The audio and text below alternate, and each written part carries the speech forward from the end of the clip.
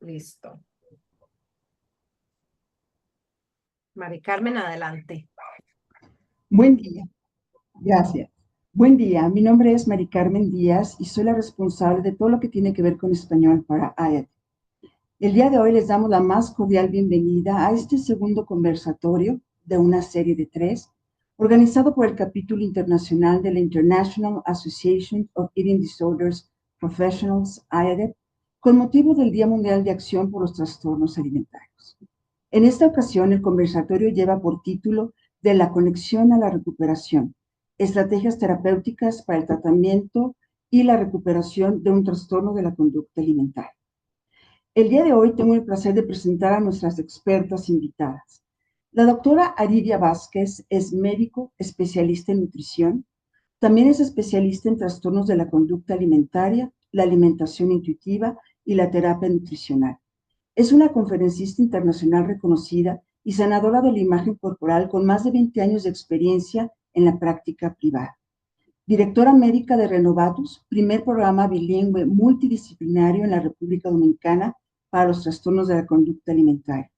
Es host del podcast Alimentos para el Alma, además de co-chair en República Dominicana del capítulo internacional de AYA. La doctora Julieta Vélez es psicóloga clínica y doctora en ciencias de la familia, con más de 24 años de experiencia en el tratamiento de trastornos alimentarios y trauma. Especialista en EMDR, psicoterapia breve, neurofeedback y salud mental integrativa. Además, está comprometida con la formación de profesionales, la prevención y el acompañamiento ético y humano. Es fundadora del Centro Neandi y Alimentando Emociones AC, así como cofundadora de Neurovitales. Es chair en México del capítulo internacional de IADEP, así como directora de la Escuela de Psicología de la Universidad Anáhuac, Puebla, México. La doctora Rosana Mauro es nutricionista especialista en trastornos de la conducta alimentaria, máster en psicología grupal y coach certificada, formada en la sanación de la imagen corporal y la alimentación informada en trauma. Docente universitaria y conferencista reconocida con más de 23 años de experiencia en el campo de los trastornos alimentarios y el coaching. Cofundadora de Rosana Mauro Wellness Institute y la Fundación Cambio Vital en Costa Rica. La doctora Rosana Mauro es presidenta del capítulo internacional de la International Association of Eating Disorders Professionals, IADEP, así como miembro de la junta directiva. Le cedo la palabra a nuestras expertas invitadas. Buenas tardes, buenos días, buenas noches, en donde estén. Es un gusto tenerles acá. En conmemoración del Día Mundial de Acción por los TCA, estamos felices desde el capítulo internacional de darles estos conversatorios que buscan acercar a profesionales, a expertos, a familia y a quienes están sufriendo de un trastorno de alimentación actualmente, para que puedan encontrar maneras basadas en evidencia para navegar este camino y encontrar estrategias que les puedan servir en este retador, pero fascinante mundo de los trastornos de alimentación y su recuperación. Hoy vamos a hablar de dos puntos sumamente importantes, que es cómo acompañar en la familia y cómo evitar aquellos errores comunes que podemos tener desde la parte terapéutica, psicológica, nutricional, médica, y también les vamos a enseñar o van a ustedes poder aprender algunos puntos clave para saber qué necesito hacer para lograr esta recuperación y al mismo tiempo cómo saber si mi ser querido o si yo mismo estoy dando los pasos necesarios o incluso ya estoy listo para dar por cerrado el tratamiento. Lo vamos a hacer a modo de conversatorio. Y bueno, muchísimas gracias Julieta y Aridia, que siempre están dispuestas junto conmigo a hablarles a ustedes y compartir un poco de su conocimiento a favor de la recuperación. Entonces, me gustaría empezar por preguntarle a ambas, cualquiera de ustedes que quiera conversar, ¿cuáles creen ustedes que sean los desafíos que se pueden ver en las familias en este proceso de los trastornos de alimentación? Bueno, aprovecho que tengo el micrófono abierto. Pues igual, buenas noches, días, madrugadas. Gracias por estar con nosotros. Y bueno, lo que verán aquí primero vivencialmente es que como equipos integrales, que pues aquí tienen uno enfrente, que trabajamos juntos, aunque estemos en Dominicana, Costa Rica y México. Entonces, ¿qué estoy diciendo con esto? Que el poder tener un equipo con el cual te puedas comunicar es vital. Y entonces lo voy a traspolar a la familia. El tener un equipo familiar con el cual te puedas comunicar es vital. La recomendación más grande que hay con las familias es que hay que cambiar el tipo de comunicación, si lo digo como un grande terapeuta familiar, ¿no? Es el tipo de comunicación que se está teniendo está causando que, esto es multifactorial, pero en esta línea es que no puedan hablar de emociones, que no puedan validar las emociones, que cuando se comunica una emoción, y como hemos visto estas emociones negativas, que está muy mal hecho, ya nos dijo intensamente, ¿no?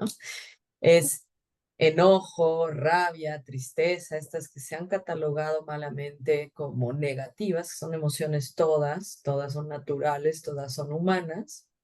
Tenemos que aprender como familias, como sociedad, como psicoterapeutas, ¿no?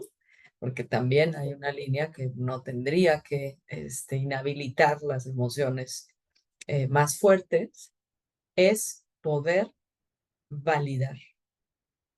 Tú como papá, ¿cómo vas a validar el enojo en tu familia? Sabiendo limitarlo. Fíjate qué diferencia es. Yo valido que estés enojado, pero no puedes ser grosero. Yo valido que estés triste, pero sí tenemos que salir a comer. No te vas a quedar encerrado en tu cuarto. O sea, este tipo de límites que las líneas ahora parecen estar traspasadas, ¿no? Ok, entonces validar es, lo dejo que esté encerrado en su cuarto porque, ¿no? Comunicarnos es que yo pueda estar atento como papá y preguntar, ya con los adolescentes y ahora los niños actuales, ¿no? Es preguntar si me puedo acercar, si no es ahora sí que como Timbiriche, si no es ahora, será mañana. No sé hasta dónde llegue, pero se rieron mis compatriotas, ¿no? Entonces, en Timbiriche llegó a Latinoamérica. Entonces, el hecho que te diga que ahorita no tu adolescente no quiere decir que no lo vuelvas a tocar, que el tema no lo toques, que no habla. Entonces, primordialmente esto parece como algo tan obvio y que no solo es para los trastornos de alimentación, sino es para las familias. Pero esto es lo que retomamos en tratamiento para poder hablar de todo lo que no se ha hablado y que está carcomiendo, ¿no? A las familias y al paciente identificado como se le ha llamado a esta niña, adolescente, niño, adolescente con trastorno de conducta alimentaria. Creo que por ahí podríamos entrar. Equipo y al mismo tiempo límites, ¿no? Decías.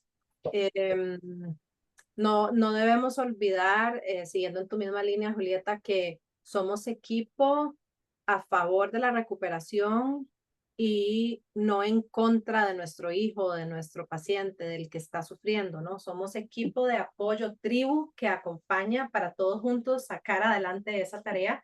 Y sí, ciertamente los límites van a estar permanentemente inmiscuidos en ese tratamiento, en el qué puedo hacer como paciente, qué puedo hacer como persona que se está recuperando y qué no puedo. Y a veces, pues sí, hay límites que se tienen que manejar en términos de no podés ir a las mismas cosas que van tus compañeros o tus amigos, o no podés hacer el mismo tipo de movimiento, o no podés comer lo mismo, pero que son momentáneos y que van a favor de alguna manera ponerle límite al trastorno para que nuestro hijo, nuestro familiar pueda surgir y reflorecer, ¿no? Para salir adelante. Aridia, veo que Yo tenés... creo que tal cual, yo creo que ese sería el punto céntrico, ¿verdad? De todo esto. Yo siempre describo que cuando un TCA llega a una familia es como una bomba que cae en el medio de una casa, o sea, salpica como a todo el mundo. O sea, tiene que ver con todo el mundo, tiene que ver con toda la familia. y tal cual hacía Julieta, esa proyección de la familia del paciente como nuestra propia familia con respecto a trabajar, digamos así, nuestra unidad de trabajo. Em, igual ese es nuestro tipo de organización. Em, la, en mi caso, que trabajo en la parte médica nutricional, miren lo bonito y la importancia de este trabajo multidisciplinario con respecto a que todos nuestros pacientes como que vayan alineaditos, que vayan caminando uno detrás del otro. Muchas de las cosas a las que se resisten los padres es que algo realmente esté pasando, porque como sabemos, no todos los trastornos de la conducta alimentaria dan evidencia física o dan evidencia de que algo realmente está pasando, tal cual la anorexia típica, por ejemplo. No pareciera. Y bueno, entonces significa que si no está tan mal, los límites no necesariamente tienen que ser tan fuertes. Yo no siempre tengo que, bueno, sí, usted dijo que hiciéramos eso, pero yo consideré que en ese momento yo sentí esto, lo otro. eh, y me acuerdo, y me gusta mucho utilizar los testimonios, me acuerdo la semana pasada con una paciente que estamos viendo, Lynch y yo. Jorge. Y me dice Jorge, yo vi a esta paciente y quiero que tú la veas ya, porque le llegó al primero, quiero que tú la veas ya para la evaluación médica nutricional. eh, Me parece que es importante. Y entonces le digo, le digo yo, sí, claro, cómo no, envíame la paciente. Vuelvo y le pregunto, ¿por qué tú entiendes que es importante que yo la vea? Tan importante, antes que la vean los demás. Normalmente tenemos un protocolo, pero antes que la vean los demás. Y me dice, por efectivamente lo mismo, porque hasta que ellos no vean y comprueben la parte comprometida de la parte médica, ellos no van a acatar todo lo que hay que hacer. Y efectivamente, o sea, llegan donde mí hasta la parte médica, donde vemos unos análisis de laboratorio de tal forma, donde yo le describo lo que ven lo que vemos en un examen físico, lo que yo le describo, lo que pudiese pasar con la vida de su hija de manera médica, y entonces hacen, ok. Pero si no existe entre nosotros la complicidad del entender, llega el momento de que entren a esta parte, de que vean el peligro, de dónde les mostramos, desde dónde lo vemos realmente, desde nuestro foco. Es difícil para el paciente, tal cual como decía Julieta, porque cada quien tiene su historia, empieza a hacer proyección como siempre lo han hecho en sus hijos, y bueno, no la pasamos en un baile de que avanzamos 2 pasos y retrocedemos 3. Entonces, yo creo que definitivamente es una de las cosas más importantes. El vínculo familiar junto con el vínculo, el vínculo con respecto a la enfermedad y el vínculo del sistema de trabajo es sumamente importante. En nuestro idioma personal de trabajar. Sí, mencionabas la anorexia atípica y ahí me interesa hacer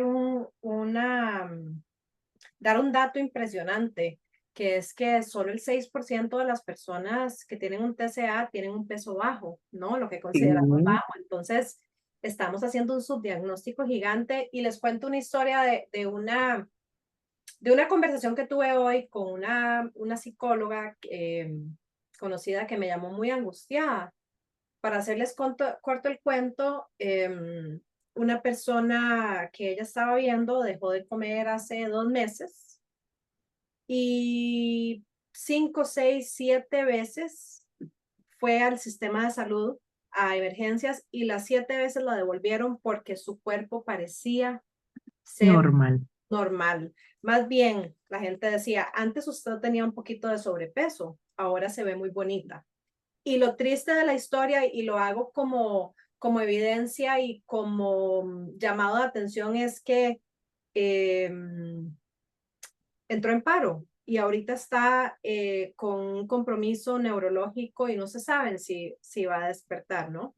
Porque una y otra vez durante 2 meses la familia trató de ir a buscar ayuda y como su cuerpo se veía bien, los médicos lo devolvían. Entonces, límites también en cuanto a lo que vemos y cómo lo analizamos. Yo digo siempre que cuando uno habla con una persona con un TCA, desde el lado del profesional, uno debe casi cerrar los ojos para no no juzgar con su mirada qué se está enfrentando. Puede ser alguien con cuerpo grande y tener anorexia atípica, alguien con cuerpo pequeño y tener trastorno por atracón, ¿verdad? Alguien que se vea de peso normal y tener teria. Debemos ampliar la mirada y debemos ser más rigurosos para no cometer esos errores que impiden que podamos atender a las personas como lo merecen. Y ahí estoy dando el ejemplo de Costa Rica en este momento, pero creo que todos en nuestros países podríamos decir que eso sucede también. Cuéntenme ustedes, ¿cuáles piensan que es uno de los errores principales que cometen o cometemos, ya sea los profesionales o los familiares de quienes tienen un TCA en ese proceso de encontrar el tratamiento y de acompañarles? ¿Qué dirían ustedes como uno de los errores principales? Pues yo creo que lo más fuerte para empezar bien, que están viendo no solo profesionales, sino familias o pacientes, es qué tanto estamos informando, qué tanto estamos psicoeducando, y que es muy importante ver que todo el mes, ¿no?, que ha habido eventos por el día 2 del Día de Acción por los trastornos de conducta alimentaria, TCA, ¿no?, explicando, porque nosotros tenemos ya inmersas muchas iniciales que a lo mejor no para todos son claras, es decirles de qué se trata esto. Y decir, como Aridia está mencionando, como una servidora, como Rosana, como van a estar escuchando, es: yo te doy la información porque aún no llega a todos lados esta información de qué son los trastornos de conducta alimentaria, cuál es su estadística grave de mortalidad, es muy alta. Cuáles son las consecuencias físicas, psíquicas, mentales de tener a alguien en desnutrición durante varios años, sobre todo además que esta enfermedad empieza en la adolescencia y que estamos en crecimiento, no solo el cuerpo, el cerebro está terminando de formarse igual que todo el cuerpo y las hormonas. Entonces, sí, poder seguir estar buscando esta información, ¿no?, que nosotros podemos, mediante IADEP y nuestras cuentas, hacerles llegar, ¿no?, artículos, publicaciones, podcasts, la misma página de IADEP con conferencias gratuitas. Esto es vital. Porque ahora sí que el que no busca, no encuentra, y el que busca, encuentra. Y encontrar a veces da mucho miedo, o sea, ya voy a esta pauta, ¿no? ¿Qué es lo que impide? Uno es la psicoeducación. Tenemos que informarnos, buscar, ser más activos en esto. Y otro es el miedo, ¿no? En otros siglos, o actualmente todavía se le llama resistencia del paciente, pero en realidad, si podemos traducir a la actualidad con las neurociencias, ¿qué es la resistencia de la familia a no ver qué tan grave está su hija? Uno es la información, la falta de información. Dos, es el miedo, que yo diría es el terror de poder ver que tengo una enfermedad gravísima enfrente de mí, en mi familia y con mi hija.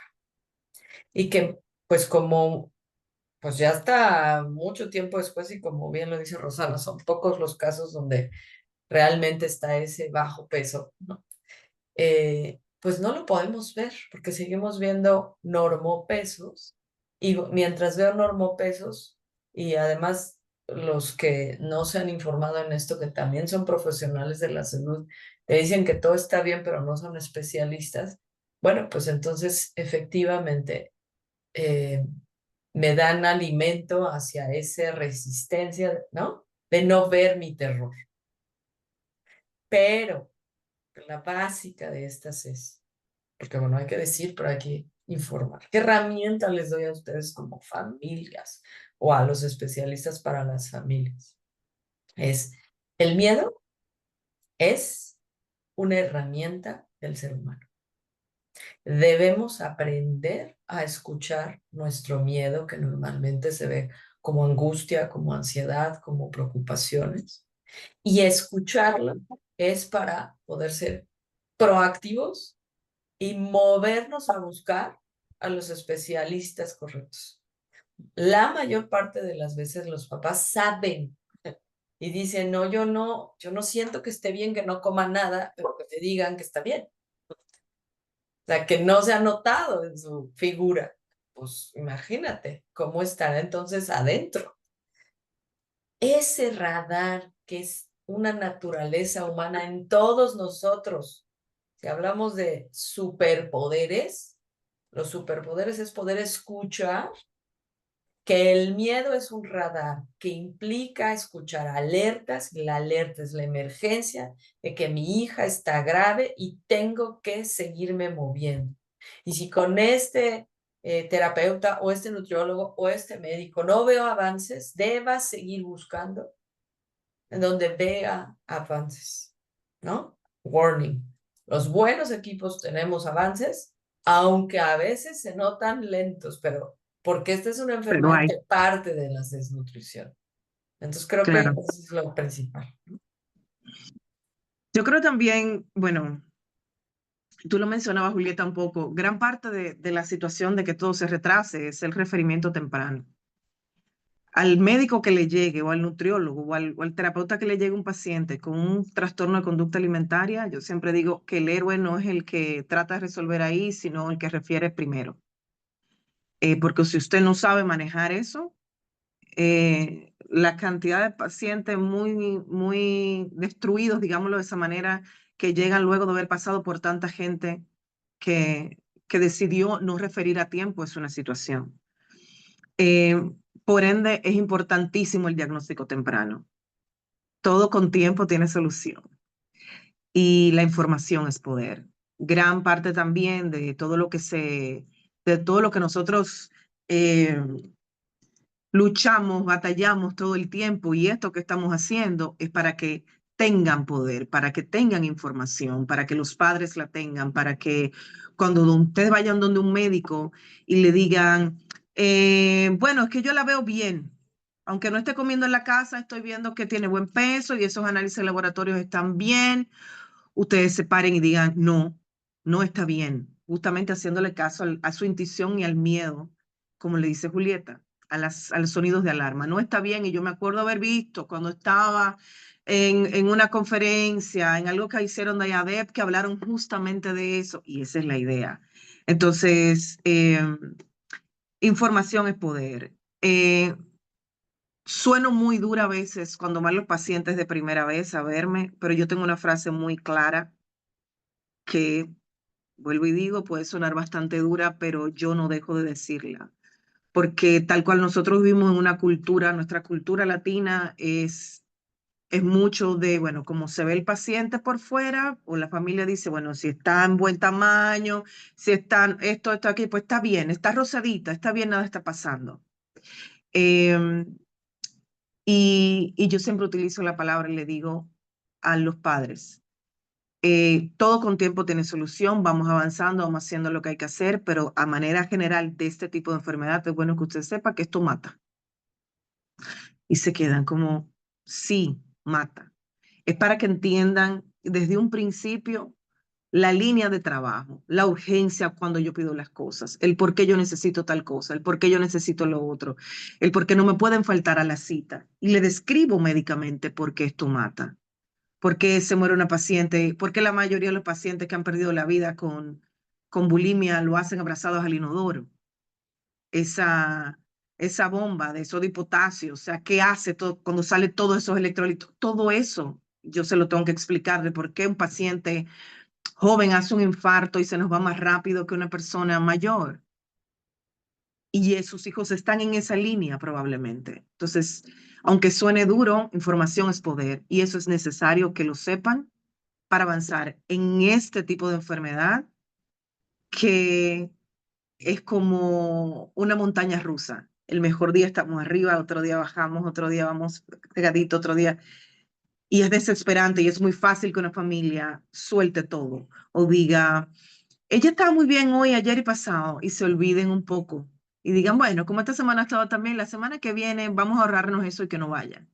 Ah, entonces, ese tipo de cosas hay que constantemente referirlas. Sí, yo quisiera agregar el error que muchas veces se comete, tanto en las familias como desde el profesional en psicología, que muchas veces se deja llevar por el no quiero tratamiento, me siento suficientemente bien. No hace falta ir al nutricionista. Mientras yo vaya a la psicóloga, estoy bien. Mientras yo vaya al médico y diga que todo está bien, es suficiente.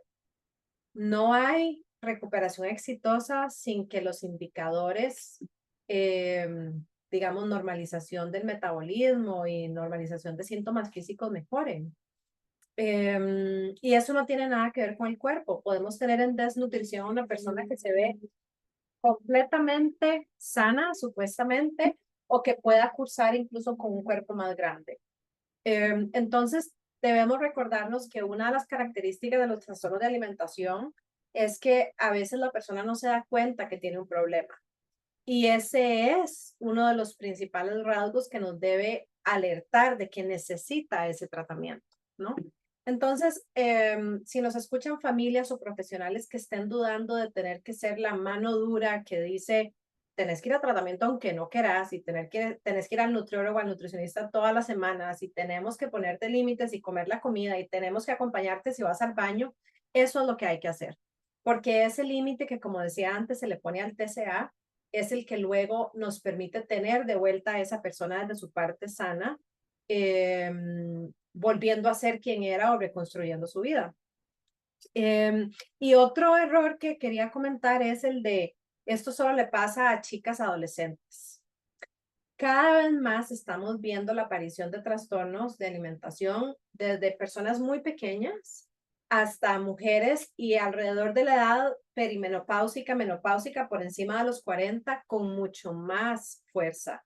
Es un momento durísimo en donde no solo las personas se enfrentan a la presión por mantener un físico de los 20 o los 30, sino no envejecer, no mostrar arrugas, no mostrar líneas de expresión, no mostrar las canas, y la presión se vuelve insostenible al punto en que estamos viendo muchísima aparición de TCA.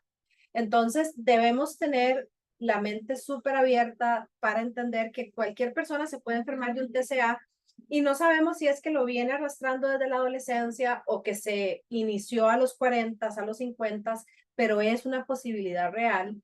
Y como decía Saridia, el mejor pronóstico es la referencia temprana y el tratamiento temprano para que no se vaya agravando y consolidando todos los síntomas a nivel cerebral y a nivel conductual y no se haga tan difícil.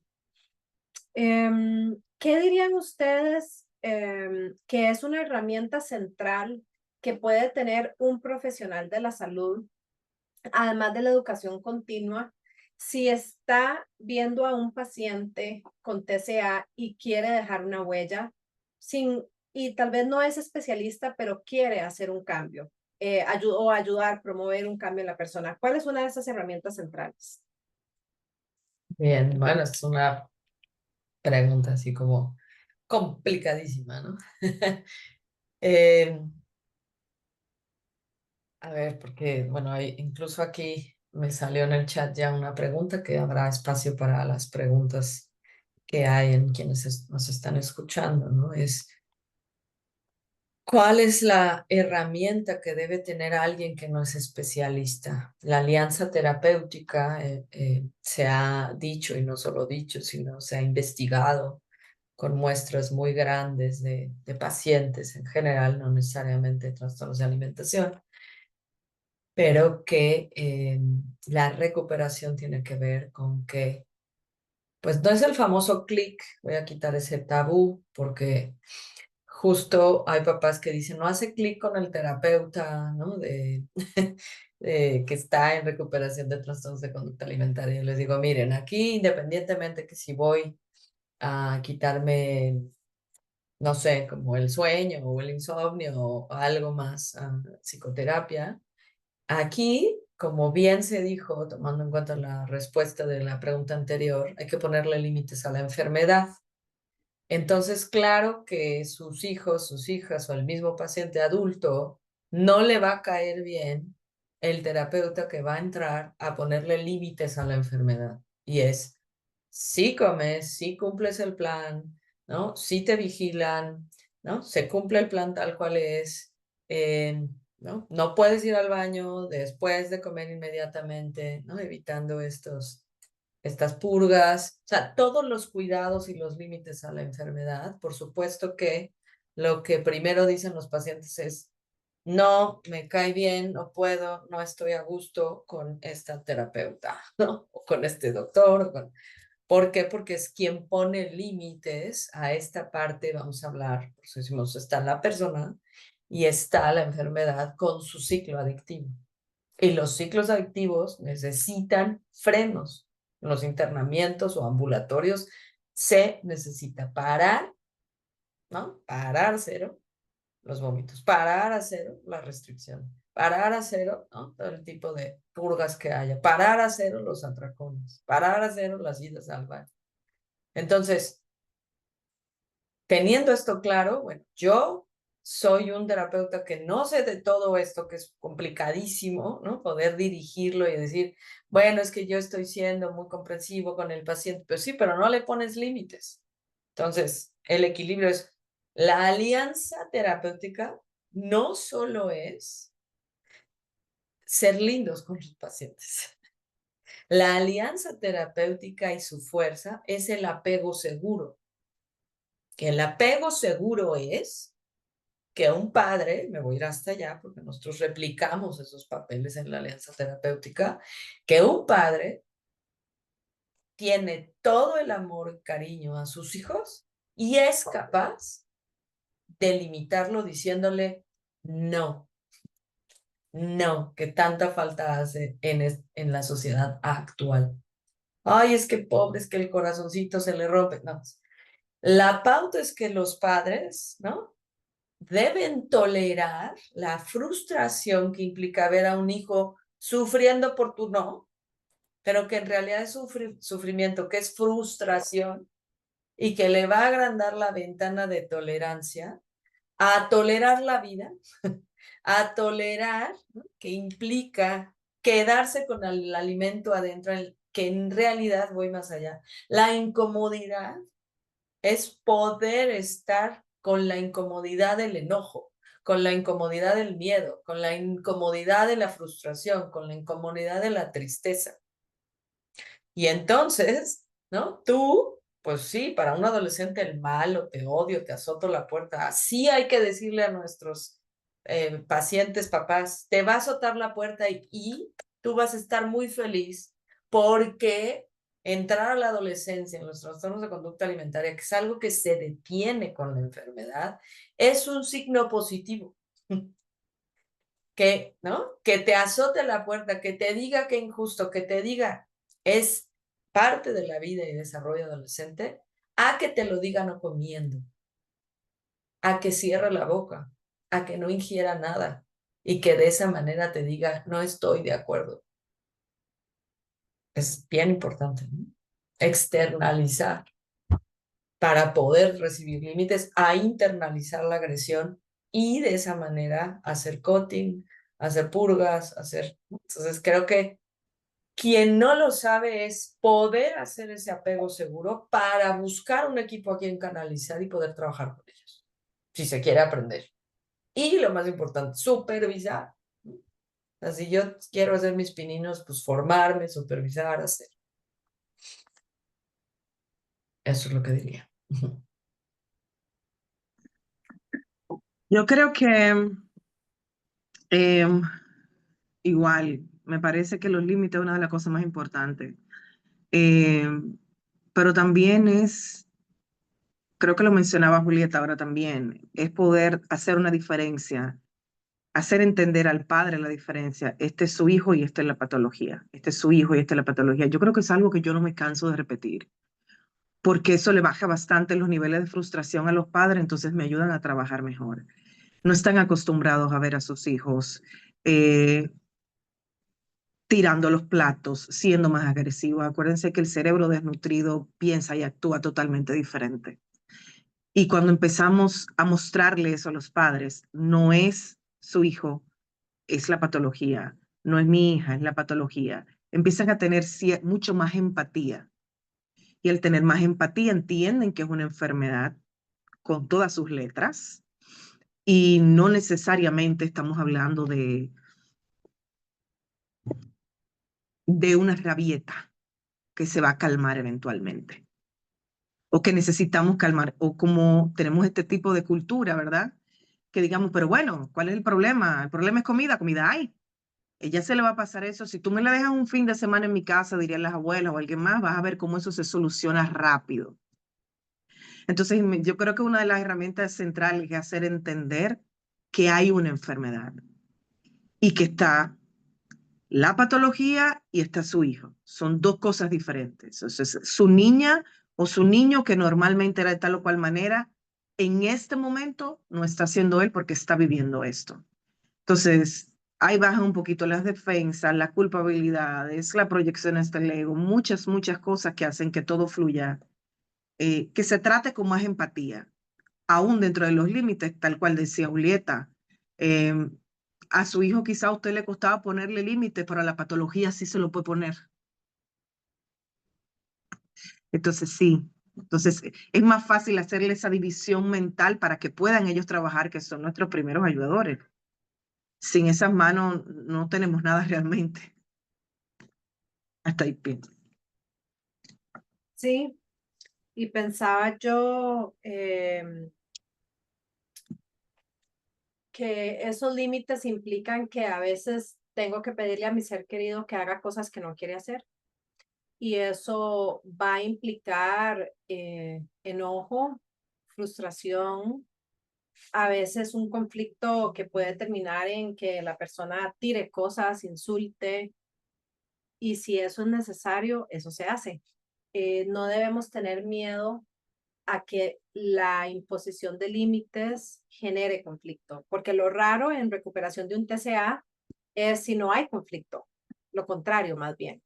Debemos esperar el conflicto es una parte necesaria, permanente y como decían ustedes, si estamos viendo el conflicto significa que ya se está empezando a expresar y se están empezando a utilizar las palabras para dejar de callar aquello que el trastorno se estaba haciendo cargo de expresar.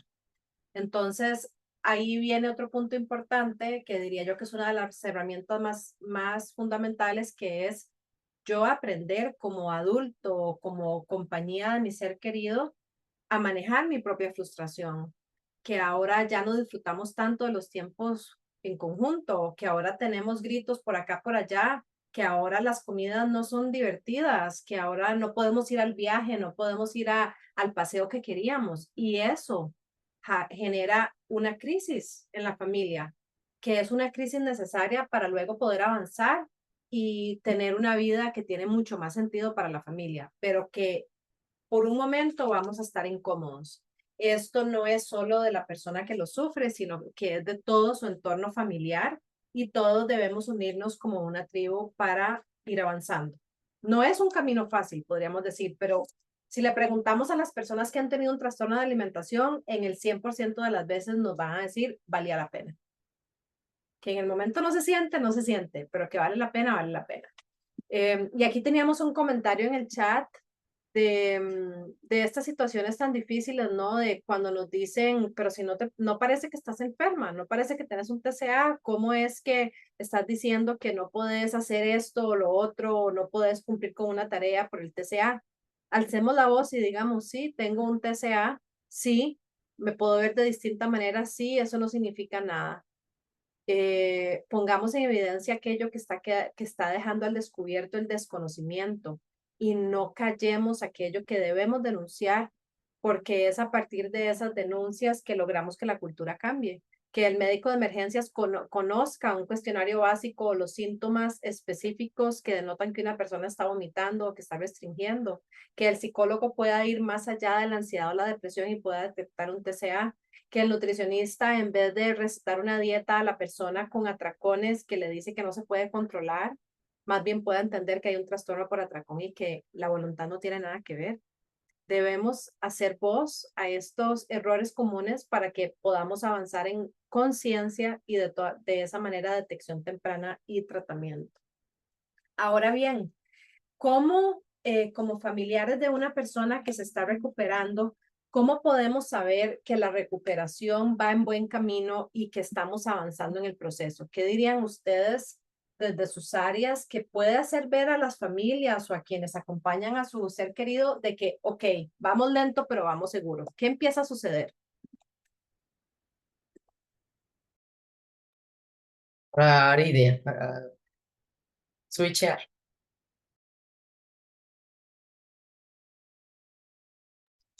Ah, no No puedes sé por ahí, abrirlo. ya no encontraba el micrófono. Vamos avanzando cuando hay menos resistencia emocional. También hay una gran parte que dicen cuando está más oscuro es que va a amanecer. En TCA realmente es consistencia. Cuando vemos un paciente que ya es consistente por un tiempo con lo que tiene que hacer, eh, con sus comidas, con sus regularidades, que esa voz intrusiva ya no tiene el volumen en 10 ni en 9, va bajando el volumen, va bajando el volumen. Vamos viendo un cambio importante. Vamos viendo el cambio importante, a veces lo vemos en el cuerpo, a veces no lo vemos en el cuerpo, eh, pero mayormente sí se ve la parte clínica, eh, la parte médica la vemos muy clara en, en su vascularidad, no se nos está cayendo el pelo, ya hay una reestructuración incluso de pensamiento totalmente diferente. Ya no tenemos las ojeritas, las escleras no se ven tan claras, los pacientes que tenían, que vomitaban bastante, ya no se le ven esas petequias en paladar superior allá atrás, se van borrando cosas, o sea, se va borrando la evidencia física de la enfermedad, digamos de esa manera. Se va moviendo, se va moviendo, se va moviendo. Y el pensamiento, sobre todo, se va viendo mucho menos resistente. Tiene días, tiene días, porque esto es una montaña rusa. El, el día más soleado llueve con los trastornos de conducta alimentaria, sobre todo si hay disparadoras alrededor. Pero gran parte de lo que se ve es eso. Se empieza a ver la consistencia. La consistencia ese es el fruto, la consistencia en ver lo mismo cada semana. O sea, en ver que vamos subiendo o nos mantenemos, en ver esa consistencia, a veces de peso, a veces no, pero sí la consistencia de la clínica, de cómo se ve el cuerpo. El discurso cambia, el discurso de la familia va cambiando, sobre todo. Eso es importante. Me quieren más o empiezan a entender que me quieren. Yo le digo Ya mucho a no los sos el padres, ogro, ya no sos el como, ogro, ya no sos el ogro. ya no soy la ogra. Sí. Yo le digo mucho a los padres cuando van de primera vez, justo por lo que tú decías, Rosagna, hace un ratito, que los pacientes de primera vez les gusta estar conmigo porque, bueno, yo soy muy abrazadora, me gusta, yo soy muy, muy maternal en ese sentido de la primera vez. Ay, maravilloso. Y los padres se van, doctora, pero yo estoy feliz porque le va a encantar venir donde usted. Y yo, un momentito, se lo digo desde hoy. Hoy se fue feliz, pero necesito su apoyo porque eventualmente no va a querer volver donde mí. Y nada está pasando, ni yo le estoy haciendo nada, ni yo le estoy pellizcando allá atrás en el examen, no está pasando nada. Pero se va a resistir porque yo soy la que hablo de comida. Yo soy la que pongo el límite de que no se puede hacer ejercicio hasta que no tengamos periodo menstrual. Yo soy la que veo dónde está, yo soy la que evidencio cuando quito la ropa, dónde está la marca en la espalda que dice que está haciendo ejercicio obsesivo todavía y una sombra ahí. Puede engañar y decir mucha gente que no, pero yo soy la que la desnudo. Entonces hay una evidencia constante conmigo que no quieren verse.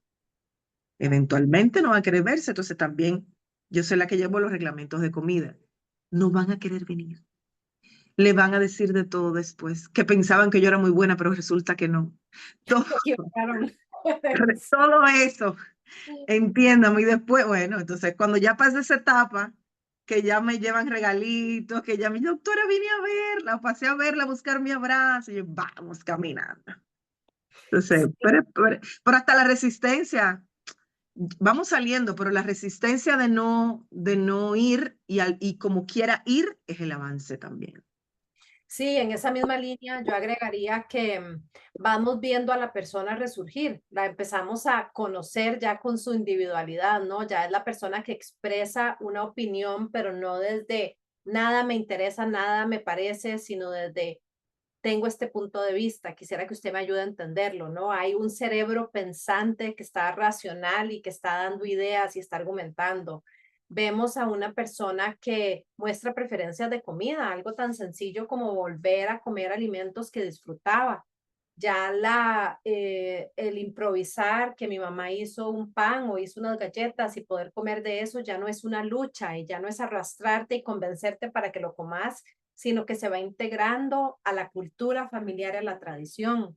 Vemos a una persona también que pierde su visión de túnel. Ya no todo es comida, cuerpo, figura, sino que de repente hay vida. Me interesa la música, me interesa salir con mis amigos, me interesa leer. Entonces vamos viendo como esta visión mucho más amplia de la individualidad y no solamente de la obsesión. Y vemos a una persona que de repente se empieza a quitar capas de ropa, ¿no? Tal vez la inseguridad empieza a bajar, entonces ya puedo exponer un poquito mis brazos, ya me puedo vestir con ropa menos floja.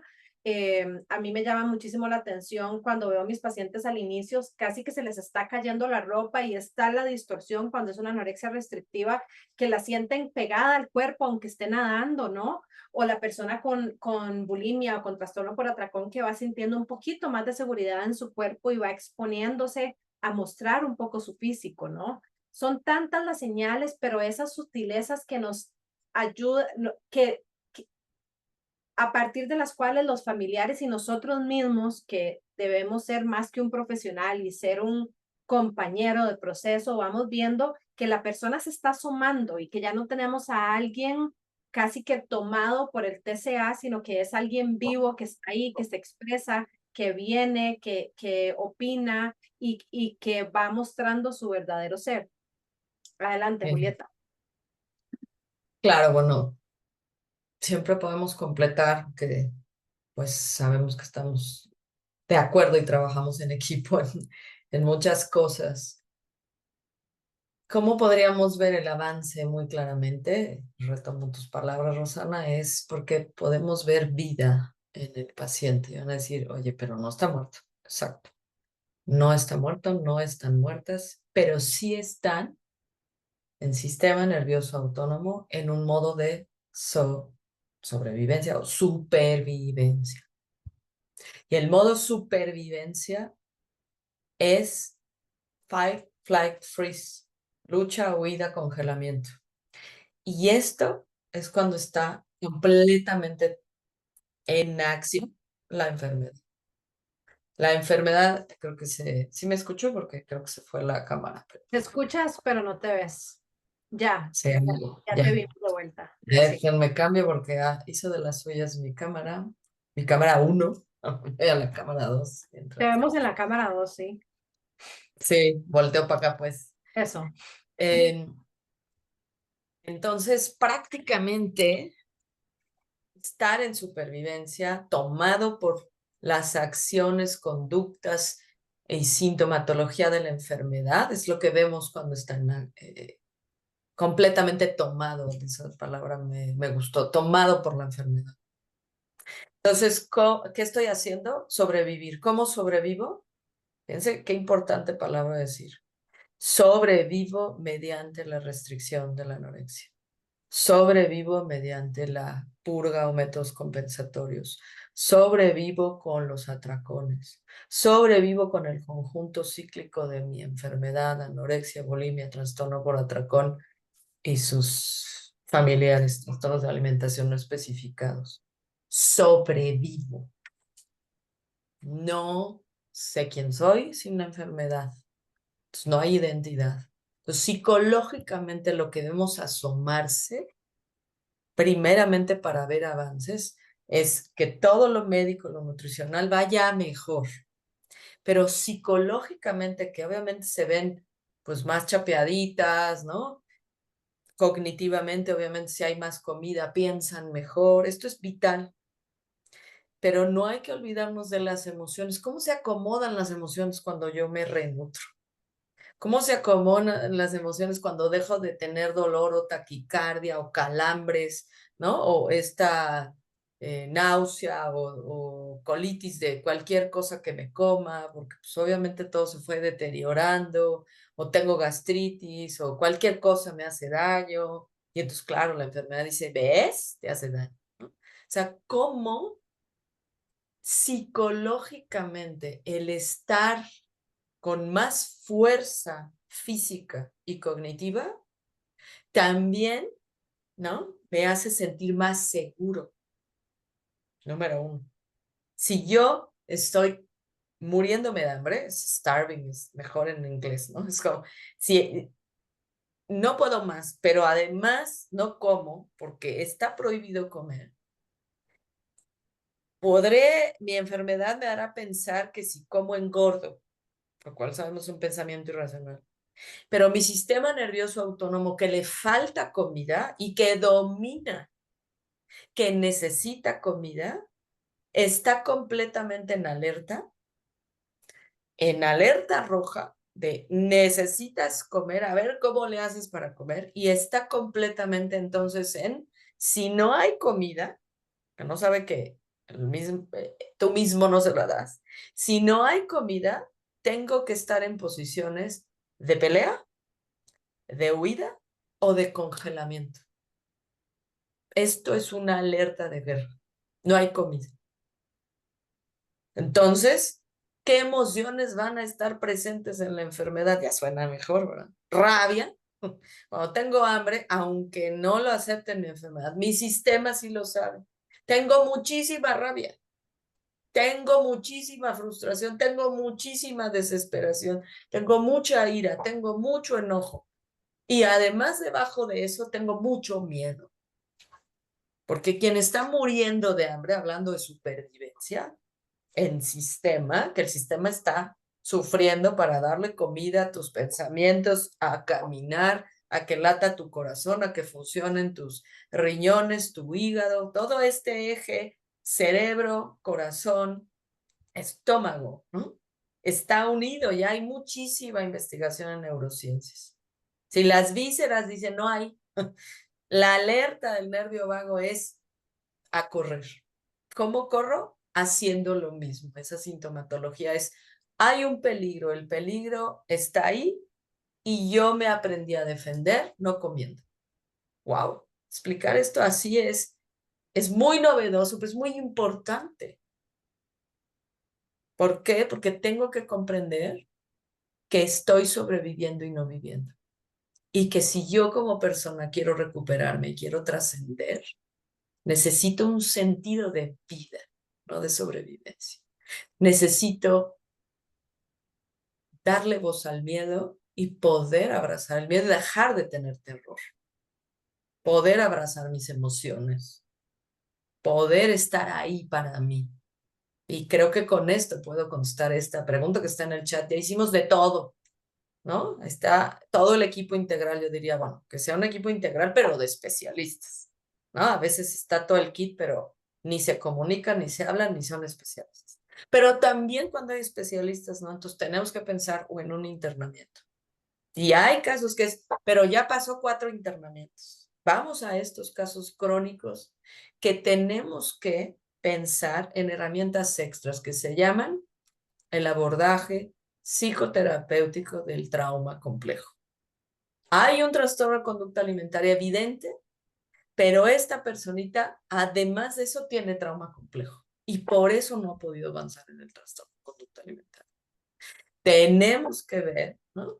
Cualquier tipo de trauma complejo, que son experiencias adversas en la infancia, adolescencia, juventud, que implica explorar, y no solo explorar, sino dar tratamiento especializado en trauma. Si hay abuso sexual, si hay violaciones, si hay lo que menos se ve, porque esto no tiene nada de esto y está crónica. Ok, apego inseguro que tiene que ver con negligencia emocional. Hoy hablamos de esto en todos lados. Y entonces, así, el grande y el libro que puedo recomendar, que compren ahorita mismo, Anabel González, Lo que no pasó, negligencia emocional. La negligencia emocional no es lo que sí los golpes, sí el abuso, sí la violencia. Es, sí había comida, pero la negligencia emocional no había cuidado de emociones, no había atención a las emociones, no había validación de emociones. Estás hablando de un ser humano que no tiene cuidado para crear una autoestima, no tiene cuidado para crear un autoconcepto validado y no tiene ese cuidado para saberse quién es. Para saber quién somos, hay que sabernos valiosos. Oh, eso me cambia la vida, ¿verdad? Y entonces ya hasta quiero yo recuperar, ¿no? Y ahí estamos en todas las terapias. Hoy a casos crónicos que se llaman compasión. Pero para llegar a la compasión hay que hacer un trabajo muy grande, ¿no? En el equipo terapéutico con la familia y con ese paciente. Lo que no pasó de una española, que pueden seguir su Instagram, que es muy activa y tiene muchos libros, de Anabel González.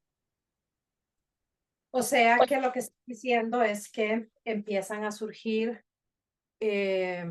todas las capas del iceberg que no se veían, porque este trastorno trae consigo, es el río que trae piedras y no todo se nos traduce al TCA, sino que hay muchas otras cosas, muchas otras capas de situaciones de vida, trauma complejo, no manejo emocional, relaciones conflictivas, apego inseguro, apego desordenado, Es que son más, el TCA es la cereza del pastel.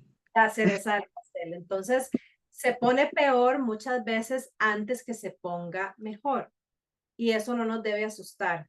Cuando un TCA se diagnostica y un TCA se empieza a tratar, trae consigo todos sus amigos cómplices que empiezan a mostrarse. Entonces empezamos a ver trauma, como decís, empezamos a ver disfunciones en la dinámica familiar, empezamos a ver autolesiones. No es que de repente el TCA, el tratamiento llevó a que todo se pusiera peor, es que se está develando todo aquello que estaba en el ser de esa persona, probablemente desarrollándose desde hacía 5, 10, 15, 20 años y que hasta ahora se hace evidente.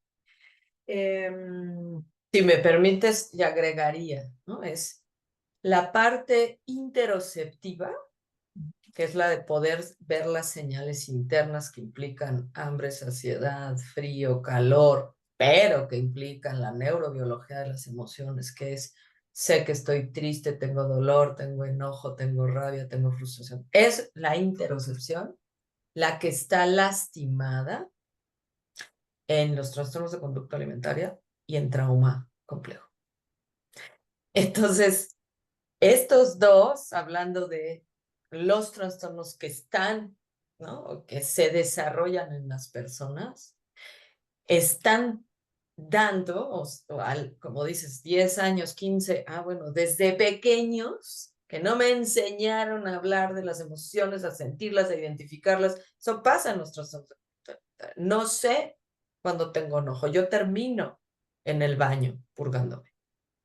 La distancia, los tratamientos basados en la evidencia es poder hacer distancia entre me enfurecí y ya no voy al baño. Aquí uso mis herramientas, aquí aprendo a poder regenerar, si no es que generar, si no se generó, mi contacto con interocepciones. Mi conciencia interoceptiva es qué siento.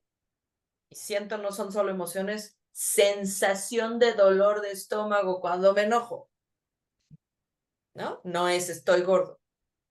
Empezar a corregir que cuando tengo distorsión corporal es que me tragué la rabia, la tristeza y el dolor. Esa es la experiencia que podría contar. Entran a consulta conmigo, me dicen tengo distorsión corporal y entonces le digo, ¿qué te tragaste? Habla todo el día porque no se dio cuenta, por eso les dejamos hacer el diario en las noches de qué, para volver a recuperar o crear ese radar. Ya supe. Me enojé con mi novio, con mi papá, con mi mamá, con mi hermano, conmigo mismo. ¿no? Que hay que decir, esto Y a también es veces, y enojarse a, con uno por la perfección. y a veces, Julieta, a veces no son grandes cosas em, como una gran discusión. A veces fue un mensaje que no te contestaron. A veces fue simplemente me dejaron esperando en un lugar donde yo no esperaba, no quería esperar. A veces simplemente, justamente como decía Imabel, que está en la cocina y entra alguien en lo que estás cocinando, ya posiblemente un disparador. Y a veces los disparadores, que mucho lo que, por eso la importancia de lo que tú decías del diario de todos los días, a veces el cerebro responde a una purga de un disparador de hasta 48 horas después. Entonces no estamos hablando solamente de algo que acaba de pasar o que pasó esta mañana o que acaba de pasar corriendo y fuiste al baño o fuiste y te diste un atracón. A veces no pasa eso y por eso no encuentran la razón exacta, porque dicen, pero es que no encuentro razón. Bueno, y si nos ponemos a ver las últimas 24 horas, las últimas 48 horas, y el cerebro a veces toma todo ese tiempo para circularlo, para construir ese pensamiento intrusivo, y hacer la implosión, ¡pum! Listo. Entonces empieza la purga, empieza todo. Exacto. Eh, y No, totalmente lo que totalmente. decías, el asunto de, antes de eso que mencionabas, del cambio, una de las cosas más importantes en el trabajo de trastorno de conducta alimentaria es trabajar esto de me merezco, el merecimiento personal. O sea, yo me merezco mejorar, no vivir en la enfermedad. No solamente el paciente, yo merezco tener hijos sanos también. Entender que su hijo lo merece, que sus hijos lo merecen. El merecimiento de yo estar sano y si estoy yo sano, la proyección con los hijos también. Me merezco que mis hijos estén sanos. Ese merecimiento de estabilidad, de tranquilidad, es una de las, yo digo, de las primeras cosas que mueve a que esto trabaje. Trabaje, sí. Me encantan esas palabras y yo le agregaría, dijiste merecimiento y el soy suficiente, ¿no? El valgo la pena, el no tengo que hacer nada para merecer estar bien y tener una vida que valga la pena y gozar de unas relaciones y de unas experiencias que me gratifiquen como persona. Última palabra, Julieta, para terminar, ya que estamos sobre la hora. Claro. ¿Qué Bueno, dirías? pues, últimas palabras. Últimas palabras. Está bien. Palabras.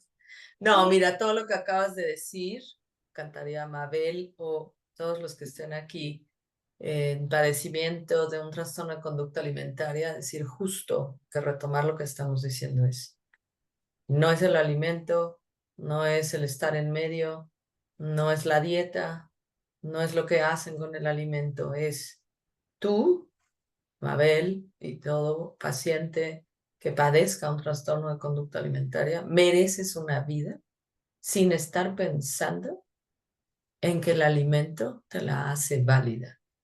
Tú vales tal cual eres, no necesitas de ningún cuerpo delgado. Vales por quien eres desde que naciste. El problema es que no lo has sentido. Esto es muy doloroso.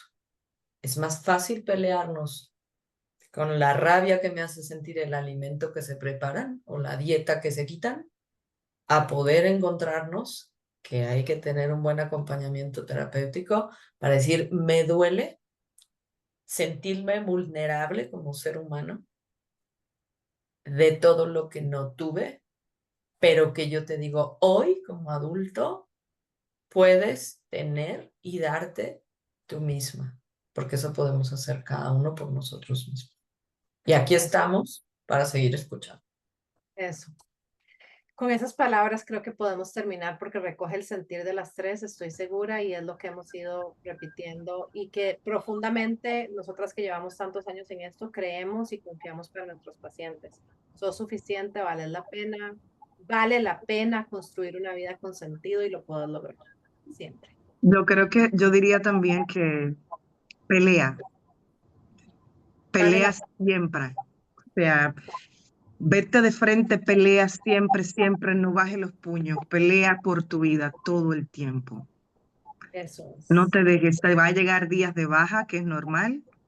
Y se lo digo no solo a los pacientes, se lo digo a las familias, peleen por la vida de sus hijos todo el tiempo. Muchas gracias. Muchas gracias a Gracias. ustedes dos.